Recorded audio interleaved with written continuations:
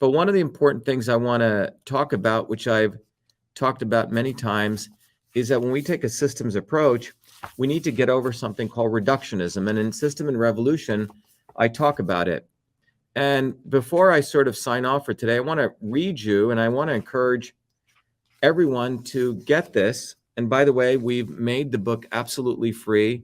If you go to vashiva.com/join, you can get it for free. You just have to cover shipping and handling. There are many good chapters in here, but this book is really a consolidation of about 50 years of engineering systems theory. But let me just read you from chapter 2. This is what it says. It says, Alex is a 41-year-old man, the father of 2 children who lives in New England. He has a twin brother and 2 sisters and is close to his extended family. He is 5'9" and weighs 196 pounds, 30 pounds more than when he played on his college tennis team. Alex works in the computer industry. He spends most of his days and many of his nights hunkered down in front of a monitor. The only exercise he gets is playing with his children, but they're mostly interested in electronic games. Those are the facts about Alex, but who is he really? The truth is he's many things to many people. To his doctor, for example, Alex is a man who should lose weight and lower slightly elevated blood pressure. The doctor has given him 3 months to accomplish this through diet and exercise. If that doesn't work, Alex will have to start taking medication.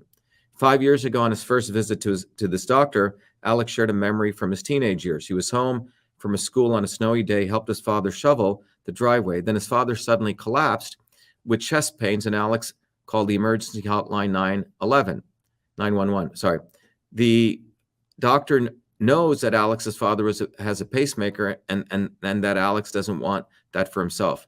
The doctor also knows that Alex, who inherited his mother's fair skin, has had surgery for a patch of squamous cell skin cancer on his nose.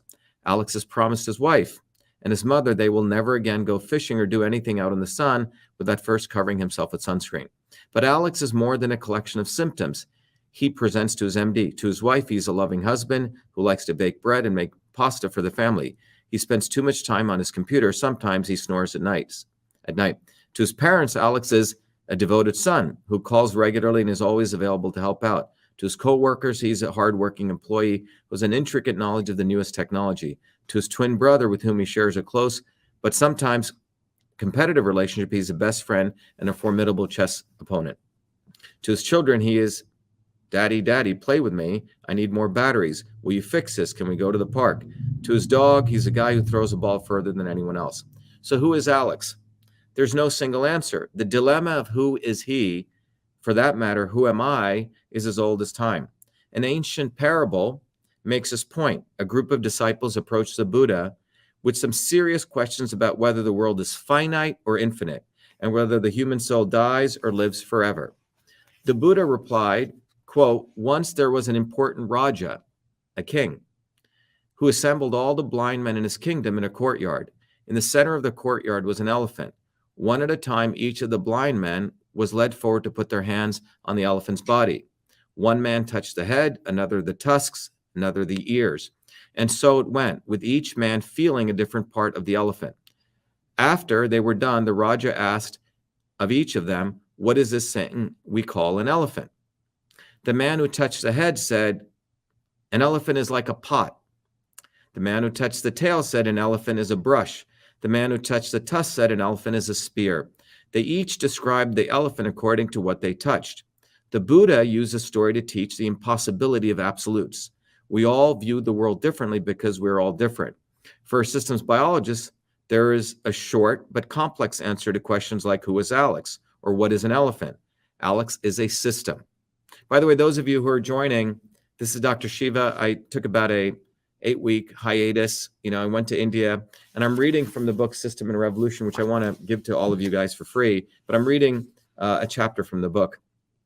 So Alex is a system, ditto the elephant. But we can't know the true nature of the system until we see it in its entirety by knowing not the parts, but the interconnections.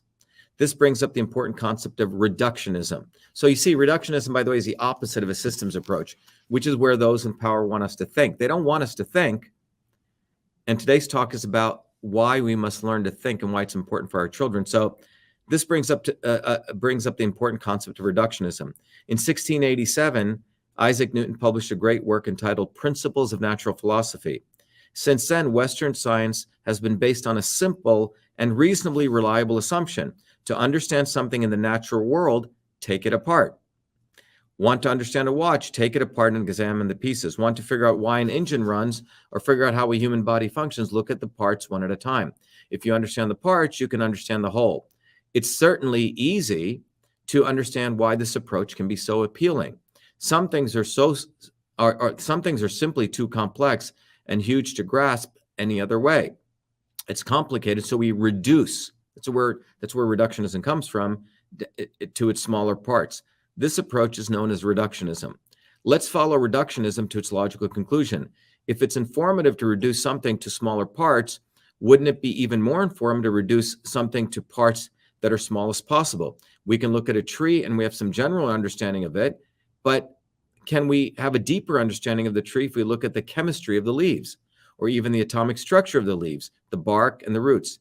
The answer to this is both yes and no. Quantum physics, for example, is concerned with the smallest possible particles in the universe. To the extent we can understand those infinitely small particles, which isn't easy, we can understand what the universe really is at the most basic level. Great, but here's the problem. We don't experience a universe at the most basic level of its trillions of sub-microscopic parts. We experience it as an amalgamation of those parts that has become a vast interconnected system. It's true that atoms are almost completely empty space, but that fact isn't going to help you if you get hit by a car. The reductionist focus on separate parts can distract or even blind us to the reality of those parts as a whole system, especially when the whole system, as the saying goes, is somehow more than the sum of the parts. Reductionist science has, of course, contributed greatly to human knowledge.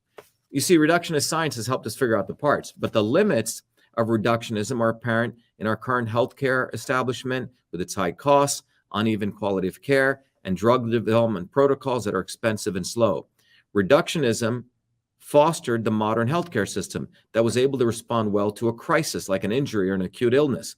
But today, there's a growing demand for a system that delivers prevention, can deal effectively with chronic conditions, and is considerate of the long-term effect of specific therapeutics, protocols, and procedures on a personalized level. The modern healthcare system came into being during the industrial era. It was structured to manage calamities of war, and the system itself followed a military model, with doctors as officers and nurses as enlisted personnel. Those conditions encouraged reductionist thinking.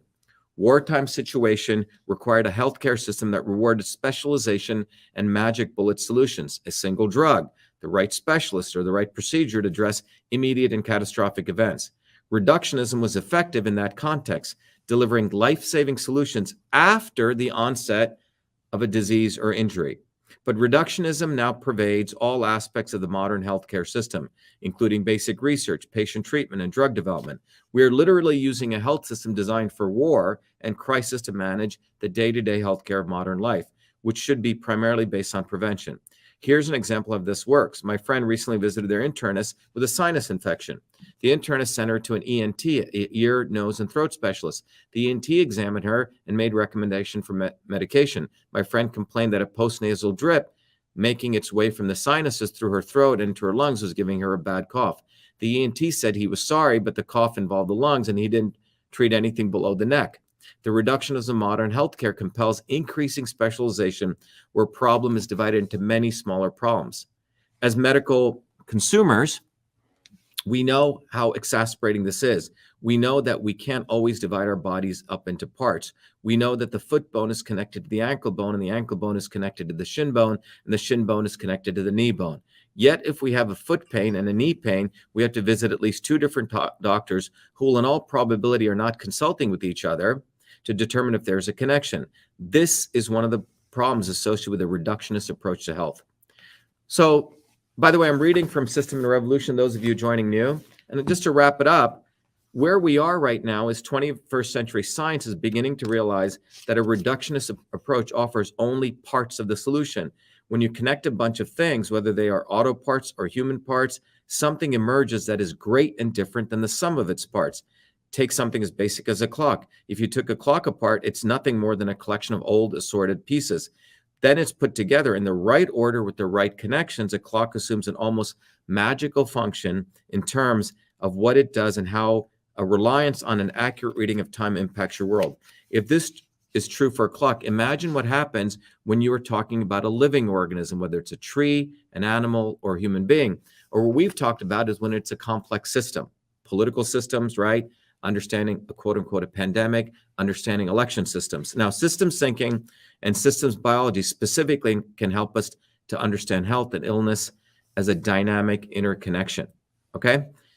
Now, what I want to wrap up with is that a revolutionary principle of systems thinking is demanding to know how the parts relate and connect to the whole. If the information is withheld from you, you must find a way to get it. Remember, our goal collectively and individually is truth, freedom, and health. And settling for a small and mistaken shadow of truth, for example, thinking that just by buying a free speech platform, we're going to get free speech, and Joe Biden is the enemy, that's, in my view, a shadow of the truth.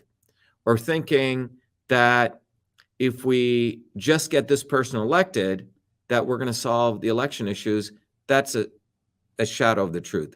Or thinking that, if we take a reductionist solution, we're going to get health. These are shadows of truths, right? And settling for a small and mistaken shadow of truth is like one of those blind men with flawed sensors will only lead us away from the goal. So if we're committed to our goal, then getting that information mandates a certain necessary action. But if those in control refuse to take action to give us that information, then you must take action to see that the action gets done. Perhaps, as Malcolm X said, by any means necessary. Anyway, what I want to let you know is this book, coming back from India, I realized that one of the gifts I want to do is a gift of education. Because as you know, over the last several years, we've taken on big issues. Many situations I've risked my reputation, my life in other cases. And our movement in the next phase really demands that you become the change. You become the hero. And in order to do that, you're going to need the tools of systems thinking. So that's what I wanted to start off this next phase of our educational movement for truth, freedom, and health, is to compel you to get educated. If you go to vashiva.com/join, one of the things we've done is the course that we have, the Foundations of Systems, which took me many years to develop. We've offered it at biggest universities, but we've given a very large scholarship to every adult, so it's even more accessible. But more importantly, we want to make all of you literally become philanthropists. Once you take the course and you pass it, you have the right to give it to as many children as you want. So think about what I'm saying. You can give this course to as many kids as you want, the Foundations of Systems course.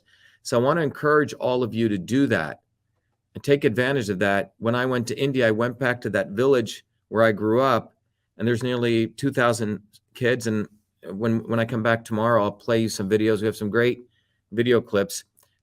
People are very excited that I came back. But one of the things I did was we gave this course to all the kids at no cost. So I want you to take the Foundations of Systems course so you learn how to think, learn to think in the modern world. And then you can be a philanthropist and give this course to, you want to give it to 1 million people, give it to them. You want to give it to a local school in your area, give it to them. But the bottom line is that our movement for truth, freedom, and health has had massive impact. So much impact that we have really opened the eyes on elections in this country. We have changed the narrative on what it takes to get real health. We are really brought to the foundations of what it will take to get free speech, which is breaking this unholy alliance between government and big tech. So as we go into this next phase, I look forward to all of you being co-collaborators. We're going to have videos where we want you to participate. We're going to do lots of panels. We want to highlight some of the successes that many of our warriors and scholars are having every day, taking their course in their community. So that's where it's going to get exciting, because we're going to really refine the point here that each one of you are heroes and it's a great honor for me to be back, and I look forward to working with all of you. Thank you. Be well.